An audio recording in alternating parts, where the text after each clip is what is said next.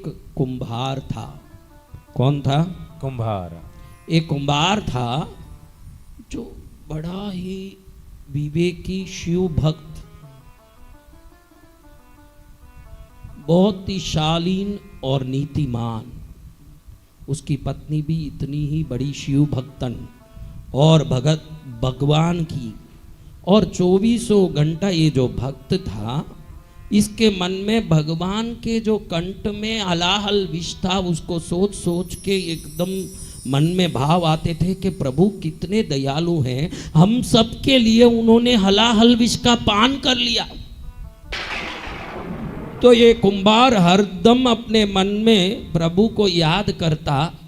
आप भगवान को याद करते हो तो क्या बुलाते हो? बोलो, आप क्या बुलाते हो? जोर से बोलो। हाँ, क्या बुलाते हो?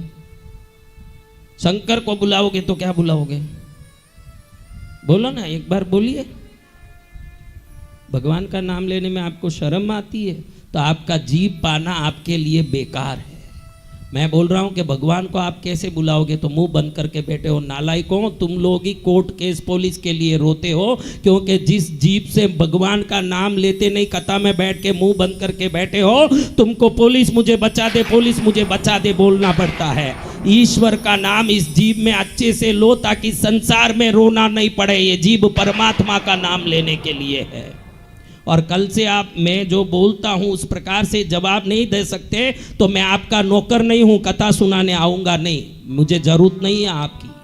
आपको भक्ति करनी है तो ही मैं कथा सुना सकता हूं। आपको अगर भक्ति नहीं करनी है तो मैं यहां भैंसों के सामने कथा सुनाने का अधीन नहीं हूं। आपको भक्ति करनी है तो ही मैं कथा सुनाऊंगा। हाँ, आप बैठ के ऐसे मुंह देखते रहो ना, मैं आपके गुलाम की तरह बैठ के आपको ज्ञान सुनाता रहूं, मेरे से ये नहीं होगा। सभी लोग विभिन्न प्रकार से भगवान को बुलाते हैं। तो ये कुंभार सोचते हैं कि मैं प्रभु को बुलाऊं, प्रभु ने हलाहल विष पी लिया। कितनी दया की हमारे कारण। अगर वो नहीं पीते तो पूरे पृथ्वी में वो विष का वायु छा जाता। पृथ्वीवासी क्या हो जाते हैं? क्या हो जाते हैं पृथ्वीवासी? नष्ट हो जाते हैं। हाँ, तो कितनी दया की। तो ये हरदम प्रभु को हे नीलकंठ, हे नीलकंठ ऐसे बुलाते थे। कैसे बुलाते थे? हे नीलकंठ, हे नीलकंठ, हे नीलकंठ। प्रभु शिव भोलेनाथ शंकर ऐसे नहीं बुलाते। जब भी मुंह से निकले नीलकंठ। क्या निकले? नीलकंठ, नीलकंठ, नीलकंठ, नीलकंठ ऐसे ही निकले। जब ये नीलकंठ नीलकंठ निकले तो लोगों ने इनका नाम ही नीलकंठ रख दिया। इनका नाम क्या रख दिया? नीलकंठ। अब लोग इनको जो भी देखें वो क्या बुलाएं? नीलकंठ। यही नीलकंठ हो गए। इनका नाम नीलकंठ, पहचान इनका नीलकंठ नाम से पड़ गया। अब ये नीलकंठ नीलकंठ लोग बुलाएं तो इनका नाम ही हो गया नीलकंठ। पत्नी और ये अच्छे से प्रभु की भक्ति करते हुए जीवन को सफल कर रहे हैं। शिवाय नमः ओम शिवाय शिव ओम शिवाय शिव ओम शिव शिव शिव शिवाय नमः ओम शिवाय शिव ओम शिवाय शिव ओम शिव शिव शिव शिवाय नमः ओम शिवाय शिव ओम शिवाय शिव ओम शिव शिव शिव शिवाय नमः ओम शिवाय शिव ओम शिवाय शिव ओम शिव शिव शिव। ये देखो, छलनी लेके जब अनाज को छानते हो तो कंकर ऊपर रह जाते हैं, दान सब नीचे आ जाते हैं कि नहीं? जी भगवान। आते हैं। तो ईश्वर का नाम लेते लेते नाड़ी जब शुद्ध होती है, कचरे सब बाहर निकल जाते हैं ना, प्रभु अंदर आ जाते हैं। नाम लेने की महिमा है। जय जय गुरुदेव। किसकी महिमा है? नाम लेने की महिमा। तो शिव शिव शिव करते करते इनको भक्ति बहुत लगी, लेकिन जवानी है। क्या है? उम्र का असर भी होता है कि नहीं? आता है उम्र का असर। शिव के परम भक्त है, शिव भक्ति में लीन है, शिव का नाम प्रिय लगता है, लेकिन मन में स्त्री के प्रति, अपनी पत्नी के प्रति बहुत आसक्ति है। कभी भी उसको देख के, उसके रंग रूप को देख के, उसके आभूषण, उसकी श्रृंगार को देख के मन हरदम प्रसन्न रहता है, उसी के पीछे पड़े रहते हैं। क्योंकि कुंभार का उम्र अभी जवानी में है, जिसको अंग्रेजी में क्या कहते हैं? टीनेज। क्या कहते हैं? टीनेज। कहते हैं ना, टीनेज। तो अभी इस जवानी में रहते हुए उन्होंने एक दिन किसी स्त्री आसक्ति में, मन में स्त्री का आसक्ति हुआ और इधर उधर घूमते हुए किसी वेश्या के घर में जाके वेश्या के साथ एक रात बिताया ये नीलकंठ जी ने, जो परम शिव के भक्त थे। और वापस घर आए, इतने में पत्नी को मालूम पड़ गया कि मेरा पति,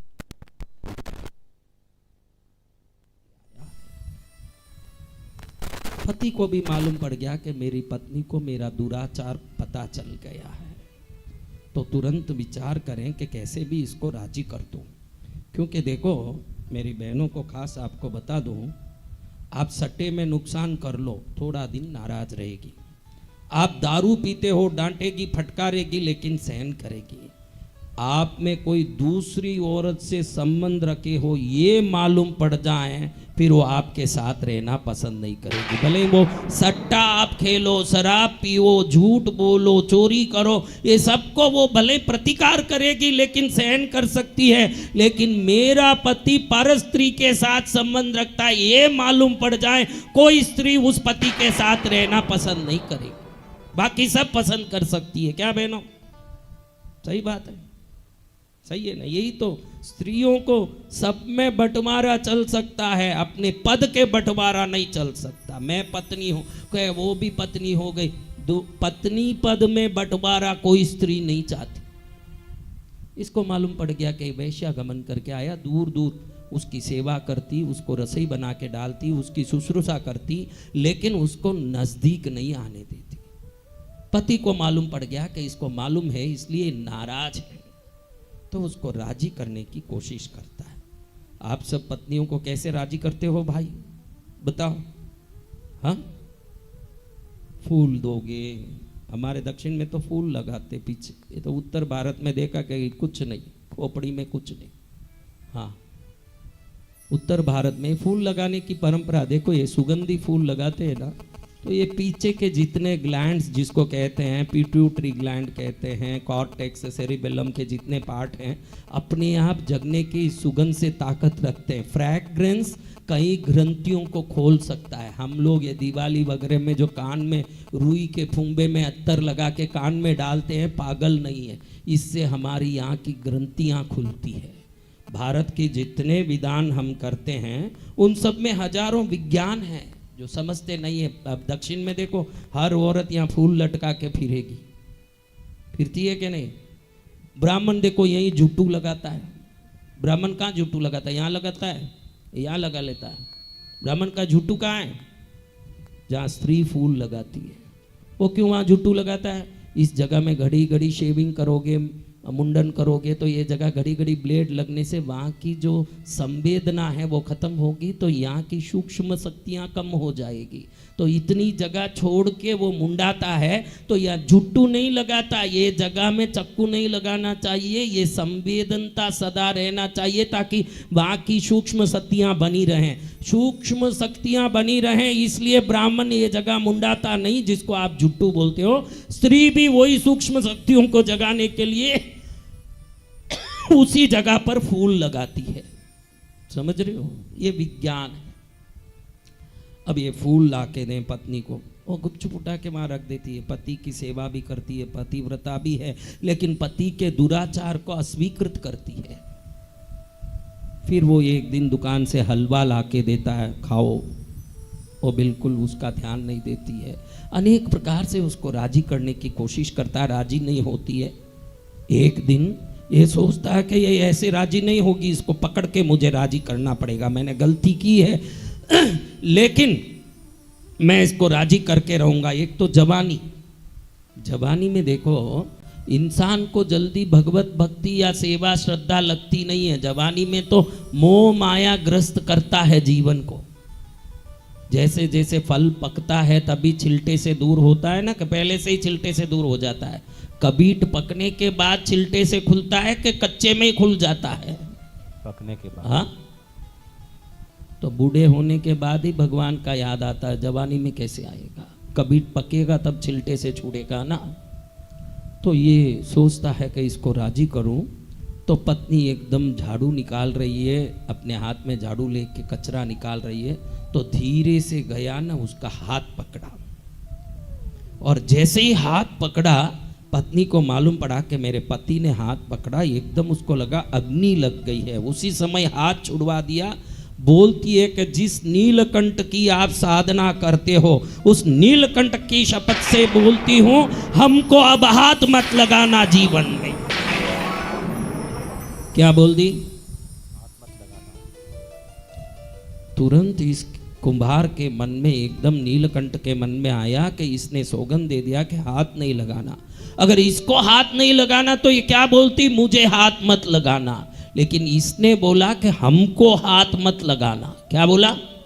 हमको यानी स्त्री जाति को ही हाथ नहीं लगाना। यही शिव शंकर का आदेश है। अगर मैंने पूरा जीवन स्त्री व्यसन में, स्त्री के आसक्ति में जीवन बिताया हो, आज भी मेरे मन में काम वासना सता रही हो, मैं बड़ा जवानी का हूं, लेकिन अगर नीलकंठ का शपथ ले लिया है तो आज से मैं मरते दम तक किसी स्त्री का हाथ नहीं लगाऊंगा। ये मेरा सौगंध है। अब भविष्य में ये स्त्री खुद मुझे राजी करने आएगी तो भी मैं हाथ नहीं लगाऊंगा, क्योंकि ये शपथ किस पर लगा है? नीलकंठम भजे, नीलकंठम भजे, नीलकंठम भजे, नीलकंठम भजे, नीलकंठम भजे, नीलकंठम भजे, नीलकंठम भजे, नीलकंठम भजे। शिव शंकर भजे, शिव शंकर भजे, शिव शंकर भजे, शिव शंकर भजे, शिव शंकर भजे, नीलकंठम भजे, नीलकंठम भजे, नीलकंठम भजे। अब सौगंध ऐसा लिया कि पत्नी को मालूम पड़ गया कि मेरे पति को मैंने सौगंध दिया कि हाथ मत लगाओ, और पति ने सौगंध ले लिया। जो बेस्याओं के पास जाने में शर्माता नहीं है, शंकर का नाम लेने से उसने सौगंध ले लिया कि आज से किसी स्त्री को मैं। देखो भाई, आपको मैं एक छोटा सा निवेदन करता हूं मेरी बहनों, इस कहानी से एक शिक्षा ले लो। आपके घर में कितनी भी बड़ी कलह या कितना भी बड़ा घर में मनमुटाव हो, मेरी प्यारी बच्चियों, वो अपने तक रखना। आपके घर का जितना भी मनमुटाव है, कलह है, वो आपके घर का है, पड़ोसी को सुनाने के लिए नहीं है, संसार को सुनाने के लिए नहीं है। लेकिन आप लोग क्या करते हो बताओ? क्या करते हो? हाँ हाँ, पहले पियर में मम्मी ये तो मावटे जाइन आया है, हाँ?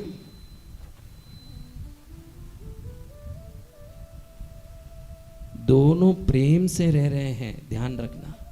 रसोई अच्छे से बनाती है, वो अपना व्यापार अच्छे से कर रहे हैं, दोनों साथ अच्छे से रहते हैं, एक दूसरे से बात भी नहीं करते, एक दूसरे हाथ भी नहीं लगाते, और दुनिया को इसके बारे में मालूम ही नहीं कि इनके घर में ऐसा है। अब आप बोलो, किसी घर में पति पत्नी बात नहीं करते हो, हाथ भी नहीं लगाते हो, तो आपको मालूम नहीं पड़ेगा? बोलो, मालूम नहीं पड़ेगा? कैसे मालूम पड़ेगा? वो नहीं बोलेंगे तो आपको कैसे मालूम पड़ जाएगा? इसका अर्थ क्या है? आपको मालूम पड़ रहा है, इसका अर्थ क्या है? व्यक्ति अपनी घर की वेदना को छुपाना अब लायक काम नहीं समझता, अपने घर के सभी पत्थर बार बिखेरने में राजी होता है। अगर घर में सुखी होना चाहते हो, आपके बच्चे कहना नहीं मानते हैं, तो वो आपके बच्चे आप तक रखो। आप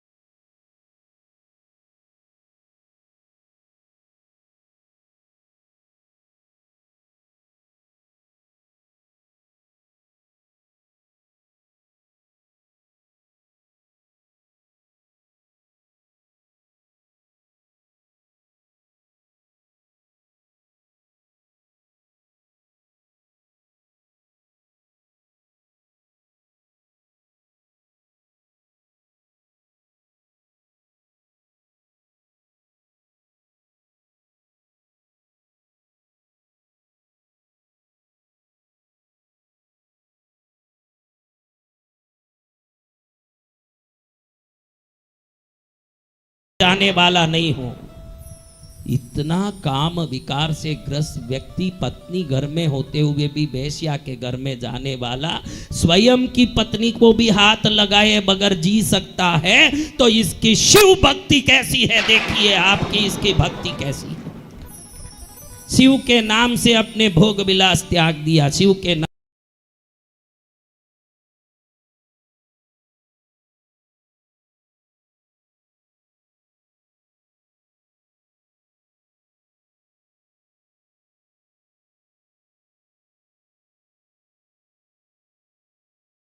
एक बात, शरीर ढीला पड़े न, वो शरीर का स्वभाव है। मनुष्य जन्म लिया, वृद्धावस्था में निश्चित शिथिल होगा। शरीर ढीला पड़े ये हो सकता है, भक्ति ढीला नहीं पड़े ये आपके हाथ में है, भले कितना भी उम्र हो जाए। जय जय गुरुदेव। शरीर ही तो ढीला पड़ा है, भक्ति और मक्कम होनी चाहिए। तो नीलकंठ और उनकी पत्नी एकदम वृद्ध हो गए। 60 वर्ष इस घटना के बाद बीत गए। कितने वर्ष? 60 वर्षों में कभी एक दूसरे में कोई भी खिन्नता नहीं, वैमनस्यता नहीं, मन में कोई प्रकार का वैर या क्रोध नहीं। बड़े प्रेम से हैं लेकिन दूर दूर हैं। वो अच्छे से रसोई बनाती है, अच्छे से खिलाती है, लेकिन स्पर्श नहीं करती है। वो भी अच्छे से घर संभालते हैं, अच्छे से उस पत्नी की व्यवस्था करते हैं, लेकिन उससे बात नहीं करते। एक ही घर में हैं, 60 वर्ष निकल गया, एक दूसरे के साथ भी हैं न साथ नहीं भी है। शंकर जी को लगा कि भक्त मेरे नाम के लिए सब कुछ छोड़ दिया, अपनी पत्नी छोड़ दी।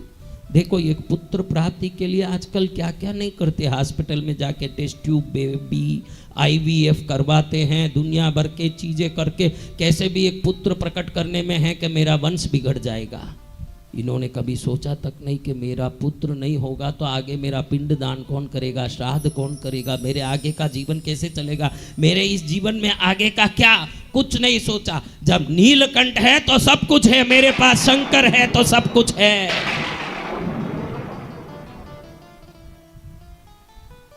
शंकर ने सोचा कि ऐसा भक्त दुनिया भी जिसको जानती नहीं, कि आज तक 60 वर्षों में एक दूसरे का हाथ भी नहीं लगाया, किसी को पता तक नहीं है। धन्य है ऐसे पुण्यात्मा को, धन्य है ऐसे पुण्यात्मा को, इनको प्रणाम। शंकर जी ने एक वृद्ध ब्राह्मण का रूप धारण किया। भोलेनाथ एक वृद्ध ब्राह्मण का रूप धारण करके एक लंगोट मात्र पहने हैं और मात्र एक जनेऊ लगा हुआ है शरीर में, और त्रिपुंड लगा हुआ है और पीछे चोटी। शिव शिव शिव शिव शिव शिव शंकरा, शिव शिव शिव शिव शिव शिव शंकरा, शिव शिव शिव शिव शिव शिव शंकरा, शिव शिव शिव शिव शिव शिव शंकरा।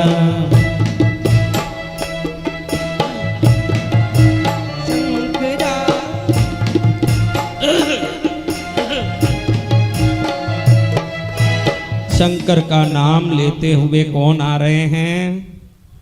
कौन आ रहे हैं? शंकरा शंकरा करते कौन आ रहे हैं? शंकर स्वयं आ रहे हैं। इनके घर में प्रवेश कर, घर में अंदर घुसे। देखो भगवान को देख के प्रसन्न होने वाले तो कई भक्त हैं, भगवान के संतों को देख के प्रसन्न हो जाए वो महाभक्त है, जो भगवान के संतों को देख के प्रसन्न हो। इस संत रूपी ब्राह्मण को देख के नीलकंठ जी प्रसन्न हो गए। पधारिए पधारिए, स्वागत है स्वागत है।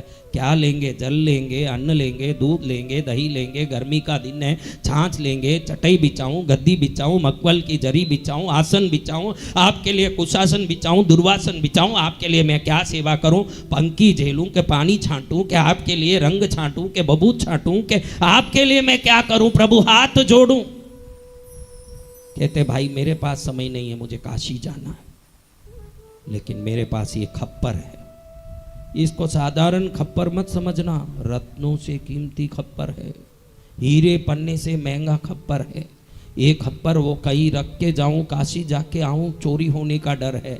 तो पूरी दुनिया में सुना के नीलकंठ के घर में ईमानदारी है, इधर रख दे तो कोई चीज़ जा नहीं सकती। तो ये खप्पर तुझे देख के जाने आया हूँ, मैं वापस आऊँ जब तक इस खप्पर का ध्यान रखना। ये खप्पर सुरक्षित रहे, वापस आके लूँगा, मेरा प्राण इस खप्पर में बसता है। कौन कहते हैं? शंकर भगवान। इस खप्पर को देखे नीलकंठ जी, देखे साधारण मिट्टी का खप्पर है, क्या खप्पर है, क्या करते महाराज जी इससे? अरे क्या करते, ये मेरा प्राण है। मैंने कहा ना सब कुछ ये है मेरा, मेरी चीज की महिमा मैं जानता हूं। तू रख, जब मैं आके मांगू तब देना, अच्छी जगह रखना, कहीं इधर उधर मत कर देना कि मेरा खप्पर बिगड़ जाए, सावधान। पूरी दुनिया ने कहा कि नीलकंठ बहुत ही ईमानदार आदमी है, इसलिए खप्पर आपको देके जा रहा हूं, बराबर जगह रखना, वापस जब मैं मांगने आऊं बराबर दे देना। नीलकंठ जी के साक्षी से तुझे ये खप्पर दे रहा हूं। कौन दे रहे हैं? शंकर भगवान। नीलकंठ जी दे रहे हैं, नीलकंठ जी की साक्षी ले रहे हैं। देखो आपके जीवन में जब आपकी भक्ति शिव की बढ़ जाएगी, योग्यता बढ़ जाएगी, तो उस योग्यता का पुरस्कार संसार देने नहीं आएगा, शंकर स्वयं देने आएंगे आपको। जय जय शंभो। हाँ, योग्यता का पुरस्कार संसार क्या दें? संसार तो भीख दे सकता है, आशीर्वाद तो शंकर ही दे सकते हैं। तो ये खप्पर लेके नीलकंठ जी ने ऐसी जगह रखा, बहुत बातें सुन ली कि रत्न से भी भारी है, बहुत महंगा है, महाराज जी का प्राण इसमें बसता है, इतनी बातें कह के बड़ी आग्रह के साथ दिया है, तो इसको व्यवस्थित जगह रखना है। उसको ऐसी जगह रखा ताकि वो सुरक्षित रहे। पत्नी से तो बात करते हैं नहीं, तो पत्नी से कुछ कहना था नहीं, और खप्पर रख दिए। और महाराज जी न छाई लें, न छाछ लें, न दूध लें, न दही लें, न आसन लें, न कोई पाद्य लें, न अर्घ्य लें, न भोजन लें, कुछ नहीं, खप्पर दिए और अदृश्य।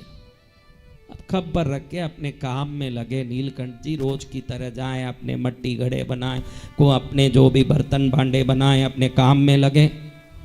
और इधर शंकर जी कैलाश में से हाथ ऐसे किया, बैठे बैठे खप्पर को गायब कर दिया।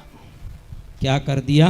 खप्पर गायब कर दिया। हाँ, आपके जीवन में कुछ गायब हो जाए, सुख गायब हो जाए, शांति गायब हो जाए, कुछ भी गायब हो जाए, तो ये नीलकंठ जी उदाहरण है। जब कुछ गायब हो जाए तो ये सोच के मत रोना कि मेरे चीज गायब हो गई, मेरे शंकर ने गायब किया होगा। अगर देने वाला गायब करता है तो 1000 गुना बढ़ा के देगा। ये सोच रख के भक्ति करें। जय जय गुरुदेव। ये सोच रख के भक्ति करें कि देने वाला गायब करता है तो क्यों नहीं दे सकता। शंकर के घर चले का बढ़िया, भोले के घर चले का बढ़िया, शंकर के घर चले का बढ़िया, भोले के घर चले का बढ़िया। शिव शंकर की भक्ति में जिस दिन भक्ति में करते करते शंकर के घर चले का बढ़िया।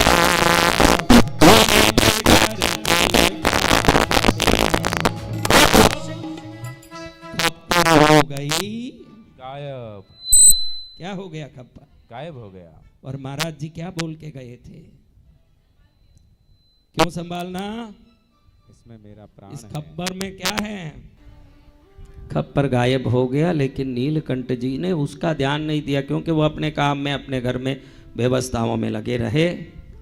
और एक शुभ दिन आया जिस दिन भोलेनाथ वही रूप जो ब्राह्मण का लंगोट पहना हुआ, जनेऊ पहना हुआ, त्रिपुंड धारण किया हुआ रूप धारण करके वापस नीलकंठ जी के घर में प्रकट हो गए। क्यों प्रकट हुए हैं? खप्पर लेने के लिए। हाँ, प्रकट हो गए। और प्रकट होके कह रहे हैं, भैया शंकर जी की जय हो, भोलेनाथ की जय हो, कैलाशपति की जय हो, विश्वंभर की जय हो, अनाथ नंदन की जय हो, अनाथाधिपति की जय हो, देवादिदेव की जय हो, महादेव की जय हो, मेरा खप्पर लाओ। अब जैसे ही देखा याद आ गया कि महाराज ने खप्पर दिया था और क्या कह के दिया था, संभाल के रखना, इसमें मेरे प्राण हैं। हीरे मोती से महंगी, मेरे प्राणों से महंगी, ये तो महंगी से महंगी, मुझको तो लागे अनमोल मारे भोलेनाथ की भक्ति, मुझको तो लागे अनमोल भोलेनाथ की भक्ति। हीरे मोती से महंगी, जीवरे प्राणों से महंगी, ये तो महंगी से महंगी, मुझको तो लागे अनमोल भोलेनाथ की भक्ति, मुझको तो लागे अनमोल भोलेनाथ की भक्ति।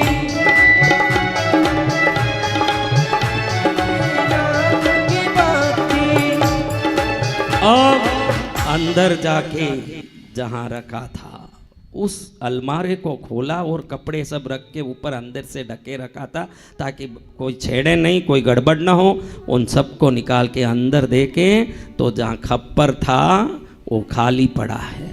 अब एकदम नीलकंठ जी को धक्का लगा कि खप्पर कहाँ गायब हो गया। सोचा कि इधर उधर पास में तो नहीं रख दिया, पूरा जगह ढूंढे, ऊपर ढूंढे, नीचे के अलमारे में ढूंढे, ऊपर के भाग में ढूंढे, बीच में ढूंढे, नीचे ढूंढे, कहीं भी ढूंढे, जो है ही नहीं वो मिल नहीं सकता ने, जो है वो कभी गायब नहीं हो सकता। हाँ, अब चारों जगह ढूंढे, इधर ढूंढे उधर ढूंढे, हो तो मिले महाराज। बहुत ढूंढे, एकदम चेहरा उदास हो गया कि अब महाराज जी बाहर खड़े हैं, साक्षात कालों के काल दिख रहे हैं और क्या जवाब दूंगा इनको जाके। मुंह लटकाते हुए बीरे से आवे महाराज जी, बोले जल्दी लाओ खप्पर, मेरे को निकलना है। महाराज जी कैसे बोले, प्रभु खप्पर नहीं दिख रहा है। नहीं दिख रहा नालायक, मेरा प्राण लाके दो मुझे अभी मेरा खप्पर। प्रभु ऐसा ही एक खप्पर, मैं तो खप्पर बनाने वाला खुद घड़ा मटकी सब बनाता हूं, आपको बढ़िया एक खप्पर बना के दूं? मेरे बाप को बना के देगा तो? अरे नालायक, संसार में बेटे बनाने वाले बहुत हुए, एक खप्पर मेरा बाप है। बाप को कोई बना सकता है तो मेरा खप्पर मेरे को वही चाहिए। बुला तेरी पत्नी को, वो कहीं रखी होगी। कैसे बोलेंगे पत्नी से बात? पत्नी को क्या बुलाए? बुला पत्नी को, खप्पर कहाँ है मेरा? प्रभु आप बोलो जो करो, लेकिन खप्पर नहीं। चलो दोनों आओ, पंचायत में पंचों के सामने फैसला करेंगे कि खप्पर कहाँ गया। तुम दोनों ने मिलके, जैसे ही मैंने बोला कि रत्नों से भारी खप्पर है, तो लोभ के वश में तुम दोनों ने इस खप्पर का कोई दुरुपयोग किया है। मैं फैसला लूंगा तुम सबका, आओ साथ में। अब विचार में पड़ गया कि पत्नी को लेके कहाँ जाऊं। चलो चिदंबरम नटराज के मंदिर के जहां पर भगवान का जल का कुंड है, उसमें दोनों खड़े होके शपथ लो नटराज जी के खप्पर कहां गया। अब ये क्या बोले, प्रभु देखो आप मुझे समुद्र में भी धकेल दो, अकेले जा सकता हूं, लेकिन हमारे दोनों में एक प्रसंग हो गया जिसके कारण हम बात नहीं करते, इस कारण मैं उसको लेके नहीं आ सकता। कैसे लेके नहीं आ सकता? मेरा खप्पर चुराने का सो बहाना करता है, अपनी पत्नी को लेके तुझे पंचों में आना पड़ेगा। ये आनाकानी करे, महाराज जी ने कहा कि तुझे नीलकंठ का शपथ है, पत्नी को लेके आओ। हर जगह उनको किसने सताया? ध्यान रखना, परीक्षा संसार लेती है ना, तो उस परीक्षा का कोई कीमत भी नहीं होता, आपको डरना भी नहीं चाहिए। और कोई परीक्षा आपसे बड़ी दिखती है तो प्रभु की परीक्षा है, और जो प्रभु की परीक्षा को सिर झुक के धारण कर लेता है, उस परीक्षा से प्रभु ही उसका उद्धार कर देते हैं। जय जय शंभो। अब पत्नी को लेके गए, पंचों के सामने कहे कि इनको बोलो कि हाथ पकड़ के जल कुंड में शपथ लें कि मेरा खप्पर अपने आप गायब हुआ। अब कैसे बोलें कि भाई हम दोनों हाथ पकड़ते नहीं एक दूसरे के, 60 वर्ष बीत गए हमारे हाथ पकड़े, और पूरे संसार से छुपा के रखा ये रहस्य कि हम दोनों एक दूसरे से बात नहीं करते और प्रेम से रहे। तो इतने में महाराज जी ऐसे हाथ करके कहते हैं कि दोनों सौगन लो, चलो कुंड में एक दूसरे का हाथ पकड़ के भगवान नटराज के सामने शपथ लो, मैंने नीलकंठ का सौगन दिया है। अब इन्होंने सोचा कि ये बहुत बड़बड़ कर रहे हैं, इनके सामने कुछ करना पड़ेगा।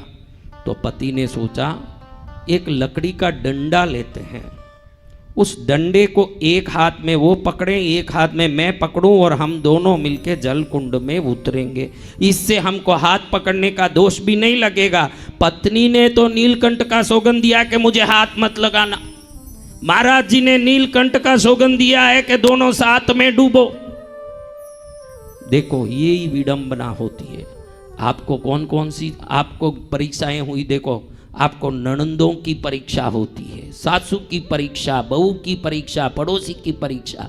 भाग्यशाली वो हैं जिनकी परीक्षा भगवान लेते हैं, संसार नहीं लेता है। जय जय गुरुदेव। जिनकी परीक्षा भगवान लेते हैं। देखो कैसी परीक्षा।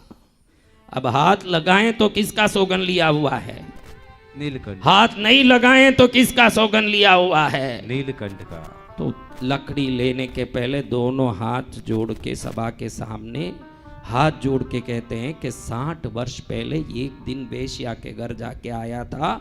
उस दिन इसने डांट दिया था कि आज से हम लोगों का हाथ मत लगाना। अगर मेरा हाथ नहीं लगाना ऐसा कहती तो इसको छोड़ के और भी शादी कर लेता। इसने कहा हम लोगों का हाथ मत लगाना। हम लोग यानी पूरी स्त्री जाति समझ के मैंने पूरी स्त्री जाति का ही त्याग करके 60 वर्षों से बगैर किसी का स्त्री का स्मरण किए मात्र भगवान भोलेनाथ का स्मरण करते हुए मेरे जीवन का 60 वर्ष मैंने बिताया। ये सत्य है। तो ये खप्पर मैंने नहीं चुराया, ये भी सत्य है। पंचों ने ताली बजाया, देवताओं ने पुष्पों की वर्षा की कि ऐसा धन्य भाग है जो शंकर के नाम के लिए संसार का त्याग कर दिया। और आप देखो संसार को पकड़ने के लिए संसार शंकर को राजी करने आए हो। शंकर को क्या करने राजी करने आए हो? संसार और मजबूत हो जाए और शंकर मजबूत हो जाए, इसलिए संसार को ही छोड़ दिया। ताली बजाओ नीलकंठ ऐसे भक्त। शंकर के लिए क्या कर दिया? संसार को छोड़ दिया। आप क्या करने आए हो? अपना संसार मजबूत करने के लिए शंकर को पकड़ने आए हो और शंकर को मजबूत करने उन्होंने संसार ही छोड़ दिया। इसलिए भक्तों की कथा सुननी चाहिए, जिस कथा से भक्ति होती क्या है न भक्त होना कैसे चाहिए, ये दोनों समझ आ जाएं। ऐसे 63 कथा सुन लोगे तो 64वीं कथा सुननी नहीं पड़ेगी, न घर भी नहीं जाओगे, सब यहीं सन्यासी हो जाओगे, ये गारंटी बात। जय जय गुरुदेव। 63 कथा सुनने के बाद कोई घर नहीं जाएगा, इसलिए मैं 63 कथा सुनाने वाला भी नहीं हूँ। पूरा 63 कथा सुन ले, उसको फिर संसार में कोई आसक्ति रहेगा भी नहीं, गारंटी है ये। एक से एक कथा। अब जैसे ही वो महाराज खड़े हैं और इन दोनों ने लकड़ी ऐसे पकड़ के अपने उस सितंबरम नटराज मंदिर के जल कुंड में शरीर डुबाया। जैसे ही शरीर से बाहर निकले देखे तो सामने जो महाराज थे लंगोट पहने हुए ब्राह्मण जो खप्पर मांगने आए वो अदृश्य हो गए। और इधर देखो तो जो डूबे तो 20 साल में जब थे वो और 60 साल पहले जिस अब यौवन अवस्था में शपथ लिया था नीलकंठ का, उसी 20 वर्ष के बन के वापस बाहर निकले उस जल कुंड से। जय जय शंभो। उनका 60 वर्ष की आयु 20 वर्ष की हो गई और महाराज गायब। सामने देखो तो आकाश में नंदी पर विराजमान शंकर और पार्वती, पूरे आसपास के पंच जितने भी फैसले करने वाले खड़े थे उनके सामने इन दोनों को दर्शन देते, आशीर्वाद देते खड़े हैं। भक्त हो तो तुम जैसे हो, जो मेरे नाम के लिए अपने जीवन की यौवन को बलिदान दे दिया, आज तुमको वो यौवन भी वापस देता हूँ, वो जवानी भी वापस देता हूँ, वो भक्ति भी वापस देता हूँ। भक्ति कैसा हो ये संसार को बताते हुए तुम सदा आनंद करते रहना। मैं शंकर तुमको आशीर्वाद देता हूँ और मेरे 63 भक्तों में प्रथम भक्त के रूप में तुमको स्वीकार करता हूँ। जय जय शंभो। तो ऐसे शंकर के प्रिय भक्त हुए नीलकंठ कुंभार जी को प्रणाम करके आप जैसी भक्ति हम में आए। शंकर का नाम नहीं, शंकर के लिए हमारा जीवन समर्पित हो, ऐसी भक्ति आए। यही मंगल कामना करते हुए, प्रभु को प्रणाम करते हुए अब यज्ञ पूजा शुरू करने के पहले मैं अपनी साधना ऊपर जाके पुनः संध्या साधना पूरा करके आऊं। जब तक आप लोग भोजन करके तुरंत वापस लौटें, जब तक मैं मेरी साधना ऊपर करके आ जाऊं, जब तक आप भोजन करके 7 बजे जब लौटोगे तो 7 बजे यज्ञ में बैठ करके आपको इन 5 दिनों के यज्ञ मंत्रों को विशेष रूप से सुनना है, ताकि ये मंत्र आपके अंदर प्रवेश करके अंदर के सब प्रकार के दूषणों को बाहर निकाल दें। जब हम जाएं तो यहाँ से पूर्ण कृपामय, पवित्र और पुण्यमय बन के जाएं।